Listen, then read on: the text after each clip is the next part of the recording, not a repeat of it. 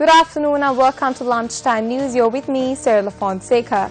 Before we head into our stories, first we'll take a look at headlines.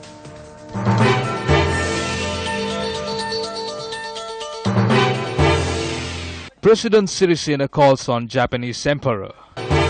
University operations hampered due to non-academic staff trade union action. Sri Lankan woman shot dead in Saudi Arabia. 3 fishermen who set off to sea from Maldives missing.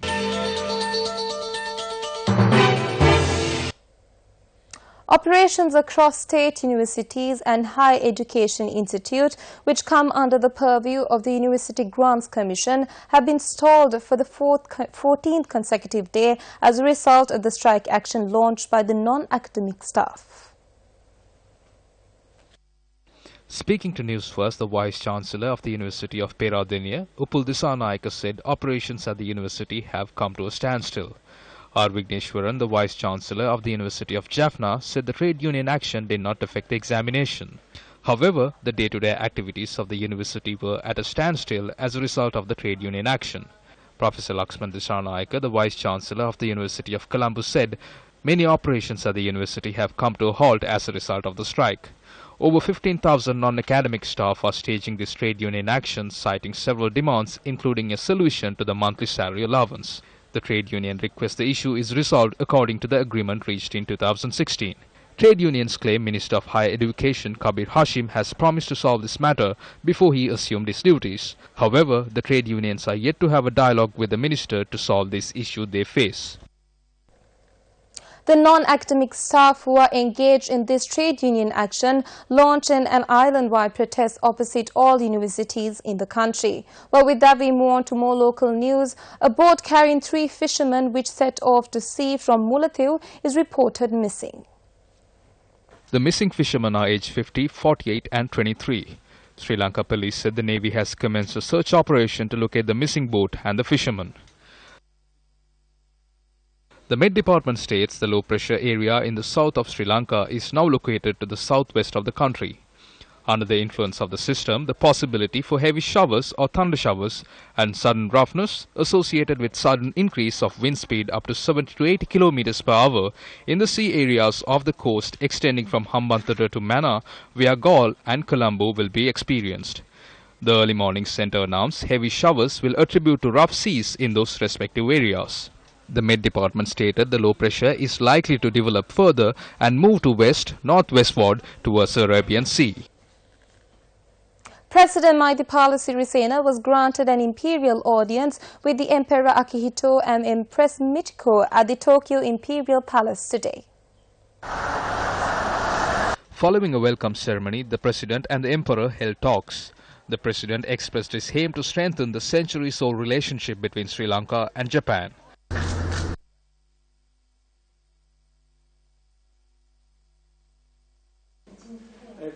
Thereafter, the Emperor and the President toured the Tokyo Imperial Palace.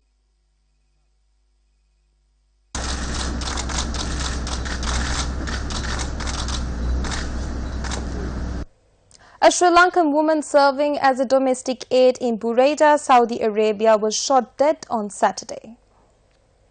The Saudi man who was accused of opening fire on a 42-year-old Priyanka Jayashankar later committed suicide by shooting himself. Her body is kept in the hospital morgue in Al-Ras for further legal procedures. Saudi police say the 30-year-old Saudi man was suffering from a psychological disorder. Area residents face a life-threatening situation when crossing the bridge in Yodala in Shravastipura. Around 1,000 families use the bridge on a daily basis, and according to locals, for the past 70 years, officials have not taken measures to construct safety rails or a fence to protect people crossing the bridge. Reports suggest a considerable number of vehicles cross the bridge on a daily basis. In the past, 4 vehicles have fallen into the canal and 1 person has died. The local community requests the authorities to construct a safety fence on the bridge. A demonstration by area residents were held in front of the Kahatagasti Hospital yesterday. The local community are protesting against the transfer of the hospital's chief medical officer. They say he has initiated a considerable amount of development activities for the hospital and wish him to remain. An acting chief medical officer was scheduled to be appointed. The human-elephant conflict has claimed yet another life. A 57-year-old man has died following a wild elephant attack in Suryavava, Hambantota. The deceased had gone to the Valleyvava Forest Reserve to check on his herd and was attacked by an elephant. According to the relatives of the deceased, the body was found during a search in the reserve after the victim had failed to return home. Our correspondent said a considerable number of elephants roamed the area. This problem we have with elephants is not something that will soon end. We have told everyone we had to tell. Wildlife officers have also been informed. Police have also been notified. However, no action has been taken. This is not the only death. There are others too. There is no way of sending our children to school. We cannot step on the road. Day or night, you can see the elephants roaming the area. There is no point of telling this to officials. At the end of the day, innocent people are the ones who will be victimized. Except for protecting the elephants, this government doesn't do anything. This is the 15th person killed. People's lives are in danger. Excavation to build a bridge over the Galkisa Moat in Anamadua were made over a year ago. However, constructions of the bridge has yet to begin, causing serious difficulties for the local residents. Holes between 5 to 6 feet in depth were dug in order to build the bridge. For over a year now, this has been causing major problems for around 400 families who use the road on a daily basis. Farmers in the area are also affected as they use this road to transport their harvest. Colombo Additional Magistrate Chandana Kalansurya ordered Ramit Ramukwalla's driver's license to be suspended temporarily. Ramit Ramukwalla is the son of MP Kehalia Ramukwalla. The magistrate ordered Ramit Rambukwalla be directed to the National Transport Medical Institute in Nugegoda and report on his mental and physical health be produced to court. The Narayanpeta police filed a case against Rambukwalla under 4 charges including driving under the influence of alcohol. The magistrate released the suspect on surety bail of 500,000 rupees. As the suspect pleaded not guilty to the charges, the case was postponed to the 19th of June.